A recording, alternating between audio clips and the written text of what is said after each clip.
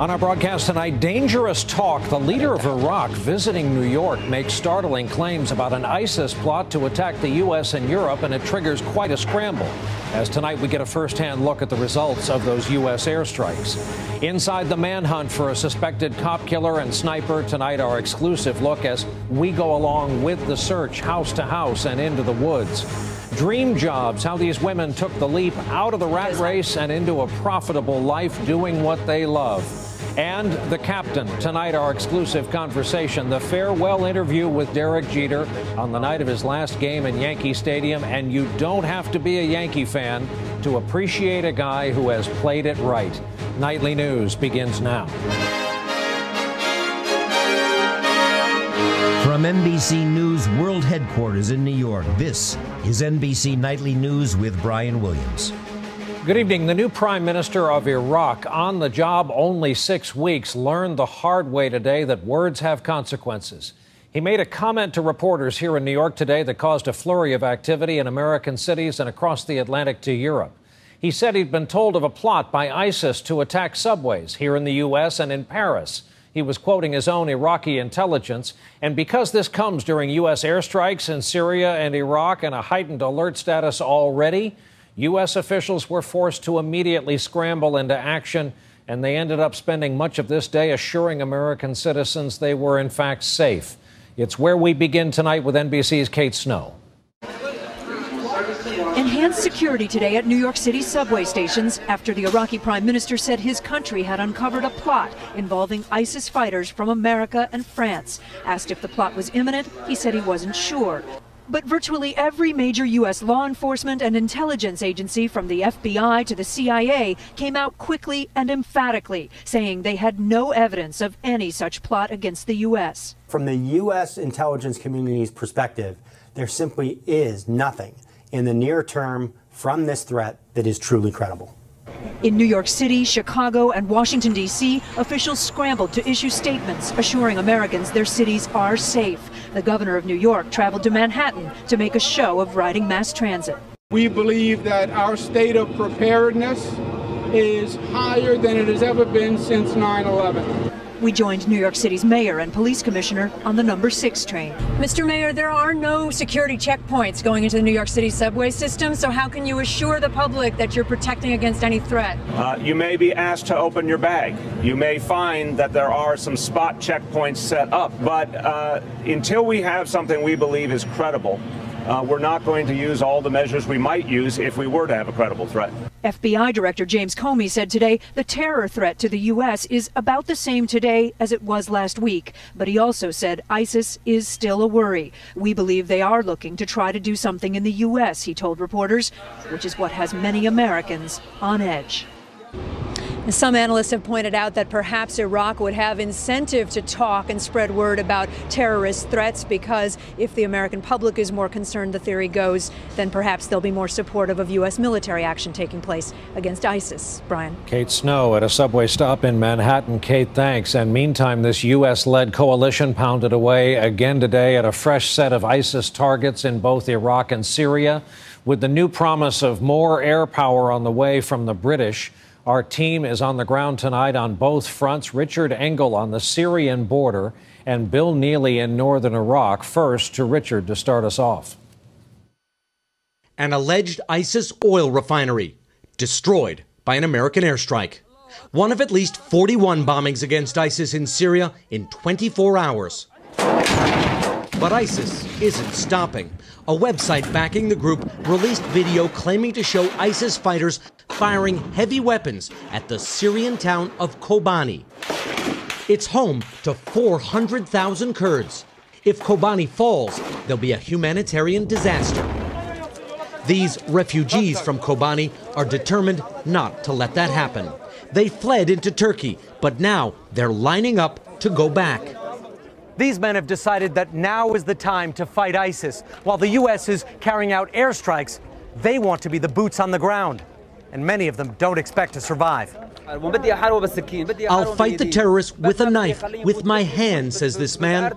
Turkey had to bring in riot police to keep order. They will die. They are going to die. I hope this makes change for my city, The U.S. has been looking for ground partners in this war. These men, encouraged by U.S. action, are taking action to defend their own country. Richard Engel, NBC News, on the Turkey-Syria border. This is Bill Neely in Erbil, northern Iraq, with Kurdish troops who have ISIS on the run. They've retaken hilltops held by ISIS, destroyed their vehicles, cleared them from villages, all with the help of US airstrikes, this one on an ISIS position in the last 24 hours. On the front line, they show me the ISIS target they'll attack next. The fighters here say the American airstrikes have been vital and they want more. Before the US offensive, ISIS seemed unstoppable. Not anymore. ISIS leave dozens of IEDs as they retreat. The Kurds are wary, battle-hardened, but in need of heavy weapons. Then, they say, they can drive out ISIS faster and for good. Bill Neely, NBC News, Erbil, northern Iraq. The identity of the masked executioner in those ISIS propaganda videos has remained a mystery for weeks. Tonight, however, FBI director says they think they know who the man is. For now, they're not releasing a name or any information about his location. He's believed to have beheaded 2 American journalists and a British aid worker. Eric Holder, the first and only African American to serve as U.S. Attorney General, announced today that after 6 years on the job, he's stepping down. President Obama has yet to name a nominee to replace him. Republicans who have waited for this day for a long time are applauding his exit, but in emotional remarks today, Holder said he walks away having fulfilled a lifelong ambition. I have loved the Department of Justice ever since as a young boy. I watched Robert Kennedy prove during the Civil Rights Movement how the department can and must always be a force for that which is right. Holder says he's going to remain in office until his replacement is confirmed. We should let you know our justice correspondent Pete Williams will have an exclusive conversation with the outgoing Attorney General on this broadcast tomorrow evening. Elsewhere in the U.S. tonight, a desperate search by the FBI and police goes on tonight for a missing college student after a suspect in her disappearance was arrested in Galveston, Texas, far from where he and she were last seen in the UVA campus in Charlottesville, Virginia, 12 days ago. The latest tonight from NBC's Gabe Gutierrez. You have the right to remain silent. After a nationwide manhunt, today the man suspected of abducting missing University of Virginia sophomore Hannah Graham appeared in court for the first time. We are assisting him in every way possible to locate that young lady. On surveillance video, 32-year-old Jessie Matthew was seen with Graham the night she vanished 2 weeks ago, leaving her parents in agony. Hannah is also our little girl. She's our only daughter. Matthew was arrested Wednesday some 1,300 miles away on a beach in Texas. He was real soft-spoken. Didn't say a whole lot. Still, someone recognized him, and when a deputy ran the license plate on the car Matthew was driving, he was taken into custody. He has not entered a plea. He'll soon return to Virginia, and today police from there arrived to question him. In Charlottesville, the arrest brought some relief. I'm really glad that he's been found. I think that's kind of a relief for all of us. But tonight, the search has expanded to the vast Virginia countryside, and there's still no sign of Hannah Graham. Gabe Gutierrez, NBC News, Galveston, Texas. Now to the north, northeast Pennsylvania, the man accused of killing a state trooper in an ambush nearly 2 weeks ago now remains on the run tonight, but leaving behind evidence as he is playing a kind of life and death game of hide and seek with police. Tonight, NBC's Ron Allen takes us inside this search. The front line of the dangerous, relentless manhunt, a tactical ATF squad tracking suspected cop killer Eric Freen. Countless possible hideouts. Burglary! The garage of an empty summer home was not locked, but no sign of Freen inside. Everybody's kind of walking on eggshells. I just don't want anybody else to die. The woods out here are incredibly dense. You can see the brushes waist deep. You can only go so far very slowly and very carefully because remember, there's an armed gunman out there they're trying to find. The dragnet still targeting a 3 to 5 square mile zone near Freen's home. These NBC News exclusive pictures show investigators at the home. Relatives there have refused our request to talk. Have you had contact with him? Are you sure you know where he is? We're finding items that lead us to believe he is living in and around that area. That fresh evidence, this cigarette pack, a unique brand police say Freen favors, and soiled adult diapers, perhaps used by Freen to stay hidden in one position for an extended period of time. Also, several possible sightings, signs he's playing cat and mouse in the extremely rugged terrain. A source says spider holes are a big concern, shoulder deep, used for hiding or firing, camouflaged on top. An expanding operation up to 1,000 officers now, hot on the trail of a suspected killer who allegedly took the life of one of their own. Ron Allen, NBC News, Barrett Township, Pennsylvania. The chief of police in Ferguson, Missouri, apologized today to the family of the young man whose killing by a police officer caused weeks of angry protests in that city. In a recorded video, Thomas Jackson told the parents of Michael Brown he was, quote, truly sorry for the loss of their son and sorry it took so many hours to remove his body from the crime scene. He said the investigating officers meant no disrespect. A lawyer for the Brown family said the apology comes at a time when trust and confidence in the chief has reached what he called an irreversible low.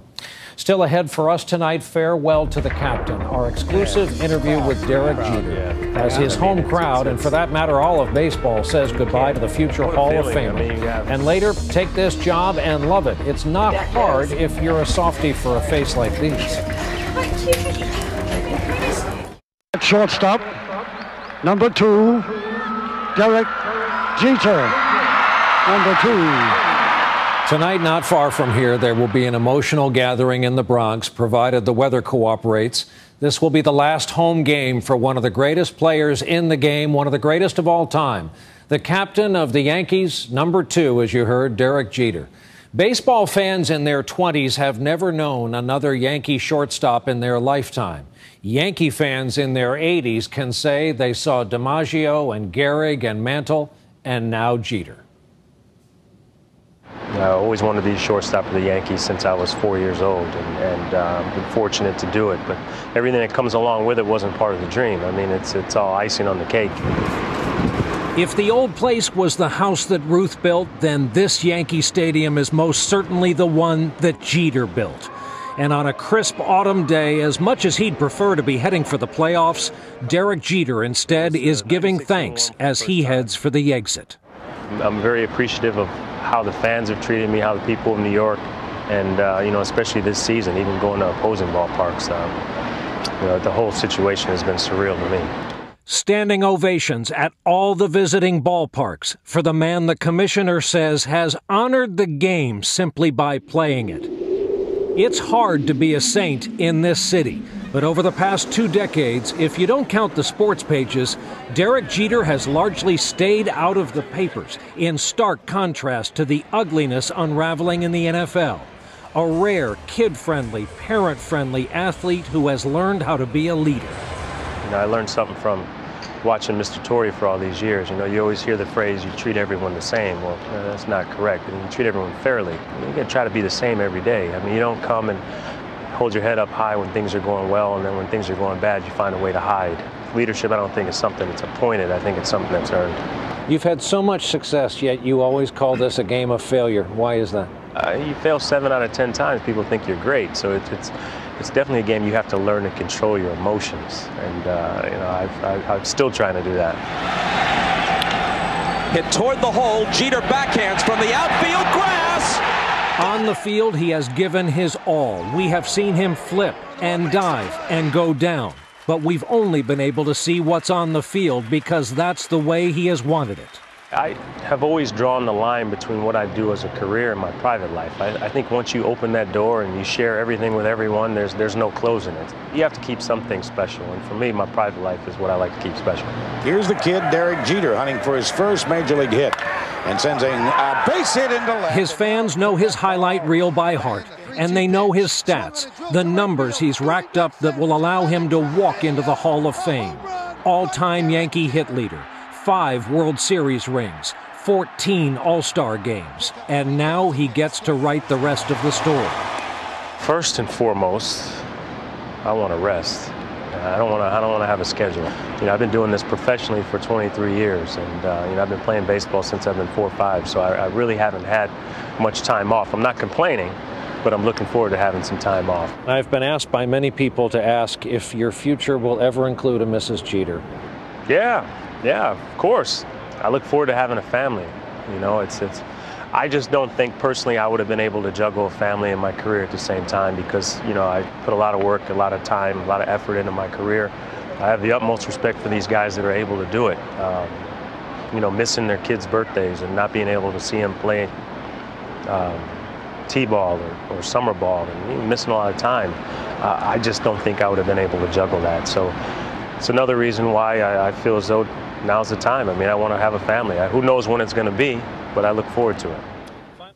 And after tonight's game in the Bronx, the Yankees head to, of all places, Boston, the other city in one of the great rivalries in all of sports. And with that in mind, we have a bit more to show you tomorrow night. The breaking news here is we have detected signs that Derek Jeter has softened toward Boston, the people, and the players. We will air the evidence here tomorrow night. First, a break for us tonight. We're back in a moment with something new on the web that's helping to raise money to battle cancer. Made by Hoda Kotb, 2 amazing singers, and a whole lot of very special helpers.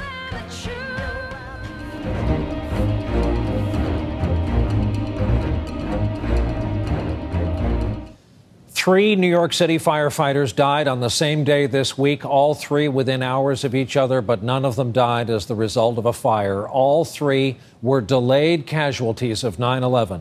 Retired Lieutenant Howard Bischoff, retired firefighters Daniel Hagelin and Robert Lever all died on Monday. All 3 men had worked on the pile at Ground Zero, searching for survivors and remains. All 3 died of illnesses as a result.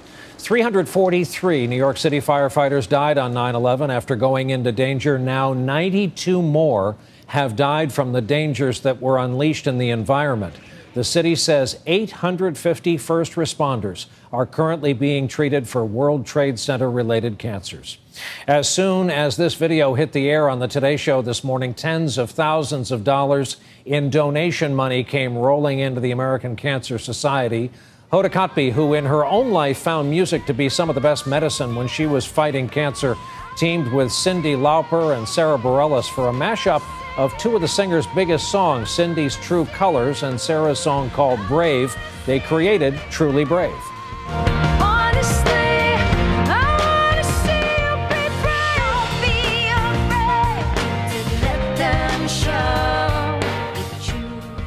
It's intended as a kind of new theme for young cancer patients, some of whom, as you see, were there to help out. You can see the entire video, find a way to donate on our website, NBCnews.com. And up next, giving the rat race the heave-ho to follow a dream and actually make some money along the way. Own Your Future is brought to you by Voya Financial, changing the way you think of retirement. Finally, here tonight, we begin a new series we're calling Own Your Future. It's about reinvention, finding out that a second act is indeed possible in life, especially if it means pursuing something you love. Tonight, NBC's Ann Thompson kicks us off with the stories of 2 women who have done just that.